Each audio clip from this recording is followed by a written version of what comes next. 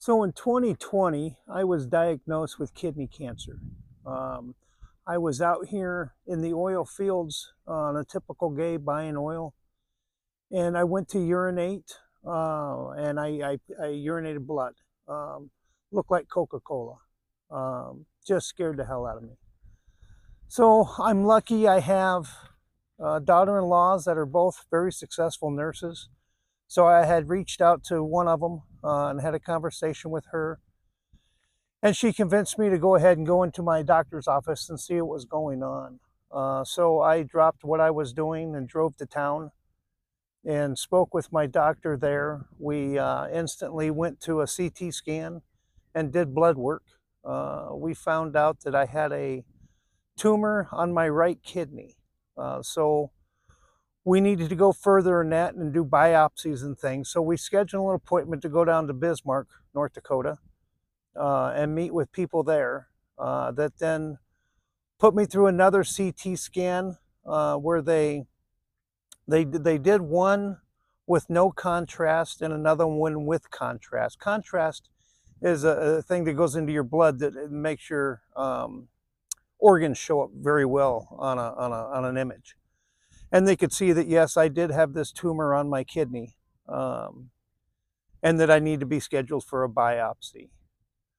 That's a lot of information to take in such a short period of time.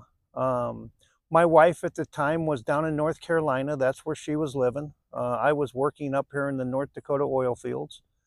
And I had my youngest son with me. And when I say youngest son, he was 27. Well, I guess he was about 26 then, with me. And to kind of hold my hand, help me through this. It To be diagnosed with cancer is probably this one of the scariest things that I've ever been through. I should say the scariest thing I've ever been through. I'm sure there's worse things in life than that, but it was right there. I was 54 years old. I had never had any type of health problems in my life. Once a year, I went to the doctor for normal physicals and blood work, and sure, my cholesterol was high. Sure, I was overweight. I weighed about 240, 250 pounds at the time, but by being 5'8" is way overweight. And my diet consisted of just any kind of junk food and stuff that you can eat. And my consumption of Pepsi was way over the limit. I drank Pepsi from sunup to sundown. Water burned my throat. Just was never a big water guy.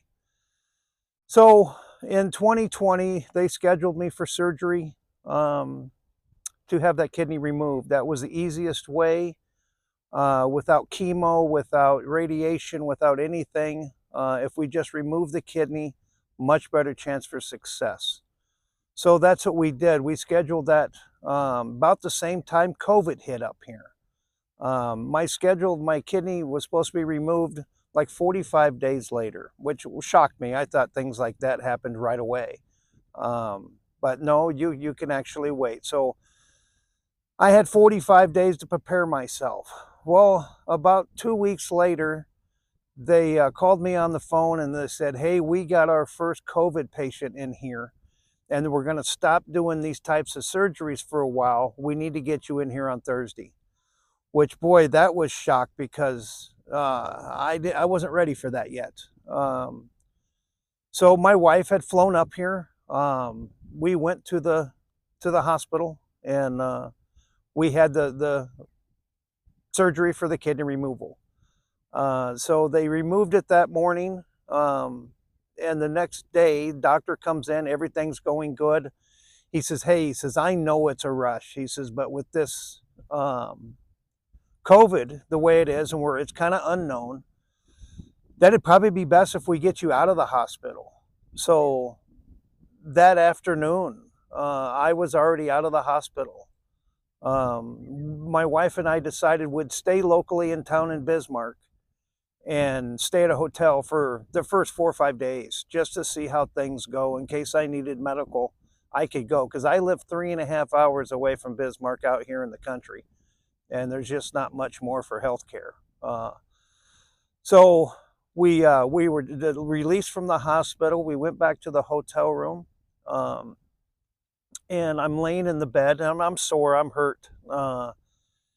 And I don't know how we noticed, but my right foot toe was a dark blue, my big toe. Well, that concerns the hell out of you. So back to the hospital we go, and trying to figure out what was wrong with my foot. So now I'm laying there with freshly kidney removal, and now I've got this issue. But come to find out, after weeks and things like that of tests, and where they cut me down here below and ran a camera down my legs to kind of look, they discovered that maybe during surgery that I had a piece of plaque that broke loose from somewhere that ended up in that big toe. It's just another part of going through this, was just overwhelming, to say the least, with the diagnosis of the cancer. And I want to do this video because there's other people out there that have issues, or, you know, when you first think something's wrong, go to the doctor, find out what's going on. The sooner you can find out, the better you are. So I got cancer screenings coming up in May, just a couple weeks away. And those are always stressful. I know you folks out there that have cancer and you go for these screenings every 6 months or every year, that they are a handful to deal with emotionally. You're so scared they're going to find something. And the good news about that, though, is if they do find something, it's only a year old or it's only 6 months old. When I first went through the surgery of the kidney removal, I had to go every 6 months for these scans. You'd drive down there, you would stay in a hotel room, you get up in the morning, you get blood work done, then the CT scans are done, then you meet with the physician. And I was lucky, I found a great physician in Bismarck. He had trained at Mayo Clinic through his residency, so it gave you a lot of confidence in his abilities. So going through these screenings, you're just a nervous ball of mess, because you're so scared they're going to find something. And again, they took one kidney, you only got one left.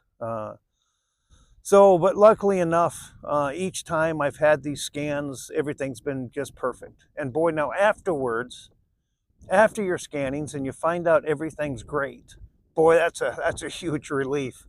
But one of the things after my cancer diagnosis and the removal of the kidneys, I had to change my diet. Like I said, I weighed 240, 250, way too big. And so I had to start eating right, and drink water. And when I first started at home from the hospital drinking this water, 3 bottles, 4 bottles, I could not understand how anybody could drink that much fluid in a day. But now it's years later and all I drink is water, and it's just, I love it now. I can drink 7, 8, 10 bottles of water a day. It's just a wonderful quenching drink. I really enjoy it. But I've changed my diet. It's my lunchbox on a normal day is fruit and salad, nuts and seeds. I eat nothing but healthy, organic food, whole foods, and my weight's way down. I probably weigh 190 pounds. Last year, after my scans, I was diagnosed with a fatty liver. It's like, oh, what the fatty liver? So what do you do for that? And that's when I started eating the nuts and the seeds and cut out sugars. I don't eat sugars anymore. My wife is a great cook. She makes these monk fruit sugar cookies for me, because I still have the sweet tooth, still a fat boy at heart, and the sugar cookies are fantastic. But so you have to change. When you feel something's wrong with you, go to the doctor, get that done. Doctors today are not like you think they are. I've got a family physician I've been to for 25 years. And after all of this, I asked him questions like, why did you never tell me that I was overweight? Like I didn't know. And it's just not their job anymore to do that kind of thing. If they do stuff like that, they might offend people, and they don't want to do that. So you have to be the one to when you feel there's something wrong, you have to do something about it. They said at one point I was pre-diabetic, and well, with all the Pepsi and cookies and donuts, I'm sure I probably was. But now when I go in for my blood work's perfect. I don't have any issues like that anymore. I exercise, and that's something we can always talk about some other time because I hate exercise. So how do you do it when you hate to do it? So out here in the oil field, I had found out that they say 30 minutes of exercise is what you need. I had found out through research that if you just do something every hour, like out here in the oil field, I was at home thinking about exercising after the fatty liver diagnosis to do push-ups. I could do 3, and that was embarrassing to me. So out here, I started on the tailgate of my work truck. I tried to do push-ups off my work truck, and I could do about 20. And so then I could do those, and I would do those every time I stopped at a location, and I stop around 10 or 15 times a day at different locations, and I do push-ups off my tailgate. Well, that got to be too easy, so I would find piping in the on the oil field, and I would do piping. Maybe it was only at my knee level, and I would try to do 25 or 30 of those. And then maybe later I found piping that was down around my ankles. I don't want to get on the ground, get dirty. Don't no sense in that, right? So I would do push-ups off of the piping, and now I can do 30 push-ups off the ground.